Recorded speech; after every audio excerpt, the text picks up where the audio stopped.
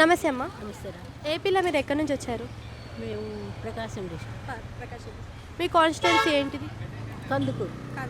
కందుకూరులో అంటే ఇప్పుడు ఏ పార్టీ బలంగా అనిపిస్తుంది? కందుకూరులో వైఎస్ఆర్సీపీ. ఇప్పుడు వైఎస్ఆర్సీపీలో మీకు ఎలాంటి అభివృద్ధి జరిగింది, డెవలప్మెంట్ జరిగిందా లేదా? No development.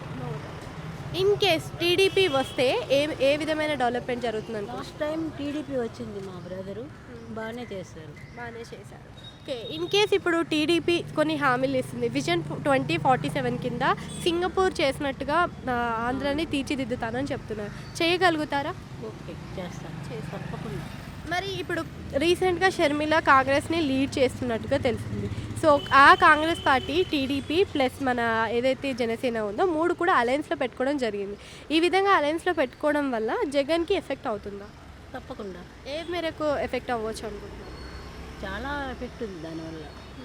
అంటే ఇప్పుడు జగన్ పార్టీ వైఎస్ఆర్సీపీ నుంచి చూసుకుంటే మనకి లాస్ట్ టైం 151 సీట్స్ అయితే రావడం జరిగింది.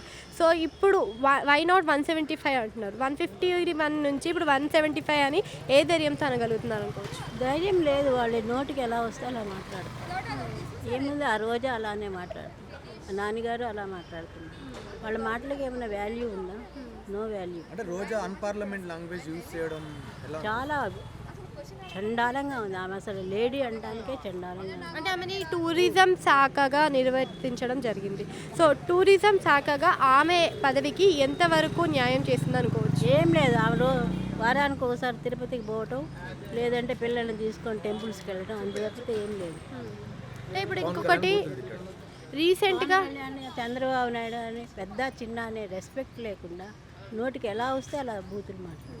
రీసెంట్గా చూసుకున్నట్టయితే మనకి టీడీపీ నుంచైనా వైఎస్ఆర్సీపీ నుంచైనా బీసీలకే ఎక్కువ సీట్లు ఇస్తున్నామని చెప్పేసి చెప్పడం చూస్తే చంద్రబాబు నాయుడికి ఏ కులపిచ్చి లేదండి. ప్రతి ఒక్కరికి రెస్పెక్ట్ ఇస్తారు, ప్రతి ఒక్కరికి ఛాన్స్ ఇస్తారు. ఆయన బంధువులకు కూడా సీట్లు ఇవ్వరు. ఆయన అంత డిగ్నిఫైడ్ డీసెంట్ మనిషిని నేను మన ఇండియాలోనే చూడలేదు. అంటే నారా లోకేష్ గారు మరి జనసేన నుంచి పవన్ కళ్యాణ్ గారు ఇద్దరు కూడా మనకి పాదయాత్ర జరగడం చేస్తున్నారు. ఈ పాదయాత్ర అనేది మనకు ఒక సైడ్ నుంచి చూస్తేనేమో వారాహి యాత్ర, ఇంకో సైడ్ నుంచి చూస్తే యువగలం. ఈ రెండు పాదయాత్రలు కూడా ప్రజల్లో ఏ మేరకు ప్రభావితం చేస్తుంది? ప్రజల్లో బాగా రెస్పాన్స్ ఉంది కదండి. రెస్పాన్స్ లేదు, జనం ఎలా వస్తారు? చాలామందికి ఉన్న ప్రత్యేకమైన డౌట్, అంటే అందరికీ సాధారణంగా వచ్చిన డౌట్ ఏంటి అంటే, ఇప్పుడు చంద్రబాబు నాయుడు గారు అధికారంలోకి వస్తే మరి పవన్ కళ్యాణ్ గారికి ఏ విధమైన పదవి ఇస్తారు అని చెప్పి. తెలియదమ్మా, వాళ్ళు ఇంటర్నల్ కదా అంతా. అంటే రెండున్నర సంవత్సరాల పాలన తెలియదురా. కాకపోతే చంద్రబాబు నాయుడు వస్తే ఆంధ్ర డెవలప్మెంట్ ఉంటుంది. నెక్స్ట్ టైం జగన్ వస్తే ఆంధ్ర వాళ్ళంతా హైదరాబాద్ వస్తారు.